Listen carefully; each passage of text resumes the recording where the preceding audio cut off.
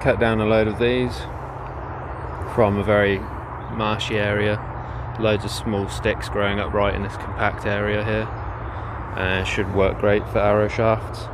Have to straighten a few of them out a little bit, but that might not be a problem. Now time to find a bow. I'm happy with for the bow stave. It does have a bit of a knot at the bottom there, but maybe I can work around that or cut it a bit shorter. Just got it from one of those. We're going to be making a survival bow out of this tree that I've just cut down, and these sticks here. These are going to be made into arrows for the bow. Try to get them as straight as possible. May have to straighten them up with heat or something like that. Need to strip the bark off them first as well. To get started, the second step after collecting materials is going to be to split this down the middle. I'd say for a survival bow, you want to get around 10 uses out of it, because at least that gives you, a few chances to, kill game and collect food if you really had to.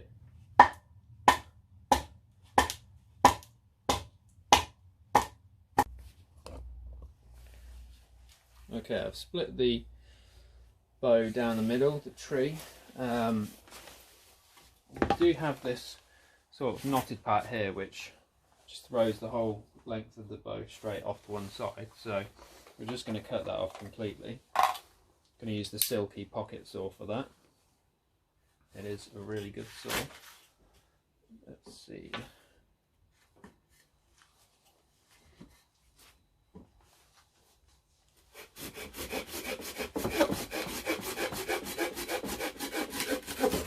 So you cut through it in no time whatsoever.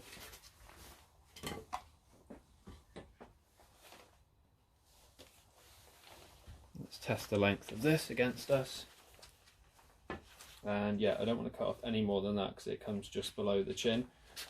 And I've heard most bows you want it to come up just to chin level. So that is going to be good enough for us on that one.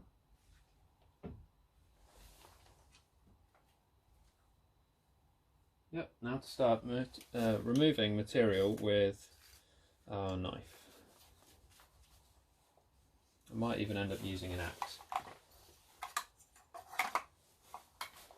But the tools I'm going to use for this project are the ones you might have in a bug out bag or a shit hit the fan scenario. So it's mainly going to be knives, axes, saws, machetes, stuff like that, and sort of paracord or things you would have in your bag already.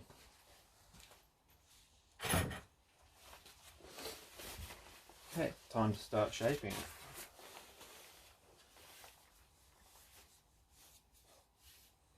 Just going to mark the middle point with a pencil. I recommend everyone has a pencil in their bug out bag anyway. Now, because we don't have a measuring tape, we could use paracord, but that is back inside, so we're just going to mark it either end with this off-cut piece of wood. Fuck, it's dusty in here. The dusty old garage. Alright, so there's that pencil mark, and there's that pencil mark. So we want to do that, and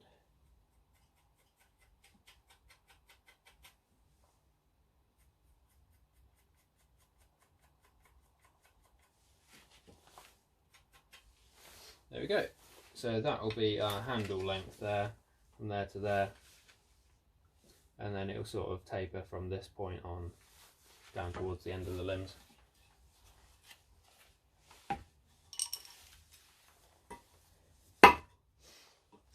Let's get shopping.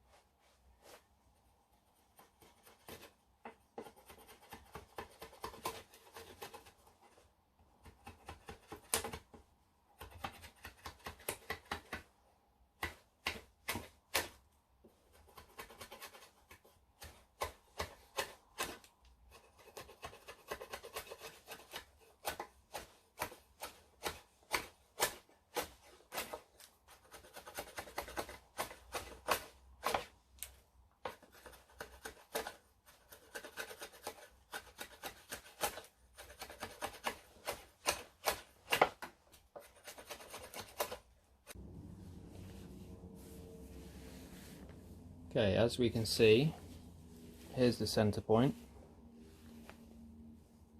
and I've pretty much done one side. I'm a little bit concerned about this end here, it's probably a bit too thin. I'm going to try and tie the loop around there, but if not I might have to sort of shorten the bow even more and use the sticker bit to put the knock into. It would be right where the knot is as well, which is really annoying, but hopefully that's enough. I have done a flex test with it, and this is what that looks like.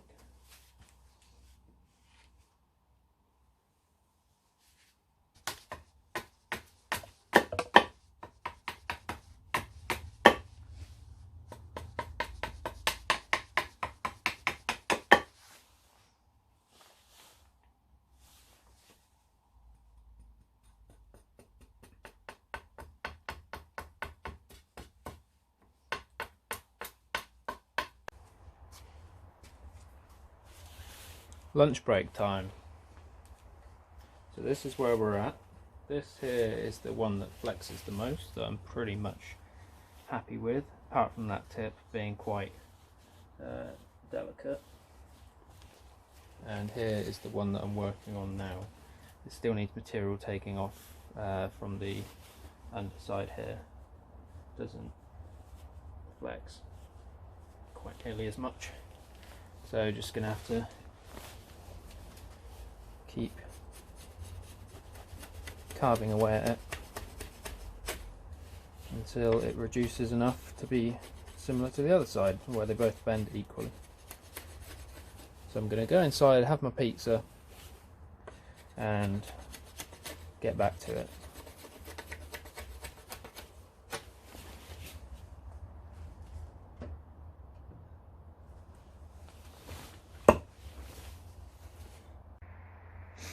Just recording this to show the failure of today. So I made one and the top of it wasn't strong enough there, so it broke. The rest of it was okay, but once you put a string on it, because I was just using the space here to hold the string on instead of a knock on the end, once it droops down to that far it starts to slide off because it was just a loop. So there's that one. Also note, I don't think I'm using the right wood. This was in sort of like a watered, boggy area, growing in sort of bunches instead of just a standing tree by itself. And here is attempt number 2, which I kept much stronger, not as thin as the other bow, and then I strung it after putting the notches in the end. Tested it, not dry firing it, just pulling it back, see how strong it was, and we have a bend which is not fixable. So that is the end of this video. 2 attempted bows, 2 failures, and quite a bit of mess. A lot of wood chippings. Positive note, the handle on the cold steel GI Tanto held up perfectly, and it's still really sharp and no problems with the blade at all. I did manage just to make one test arrow. Sorry, I'm doing it with the camera on the facing side of the phone. I just stripped the bark off, put a really rough knock in the back of it and a point. Just going to try and use the very damaged bow now, to the one that's strung, to try and shoot the foam target from less than a metre away, just to show that, you know, the concept's there.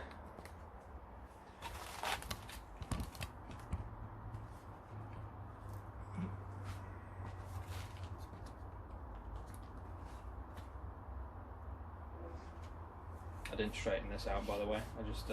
I cut it down to when it started veering off in the other direction.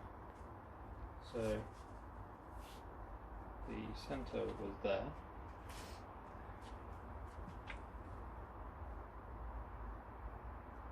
Just using power cord for a string. That still does work, it's just you won't get many shots out of it after the deformation on that side there.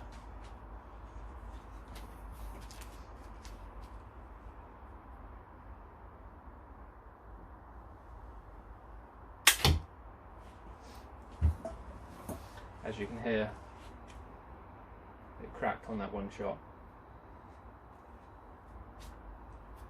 and only penetrated that deep. So enough to injure but not to kill, sadly. So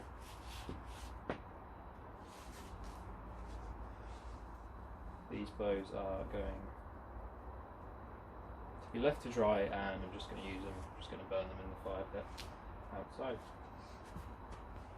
So for Liam wondering what happens, because this definitely isn't a failed video, it's just a failed bow. So to show Liam what happens with one of these if it was to break, I'm just going to keep using it until it does.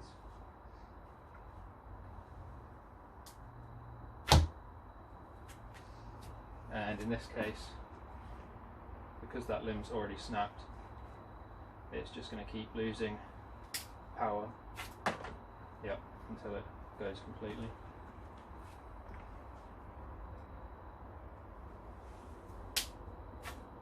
Yep, doesn't even have enough power to get out of my grip there.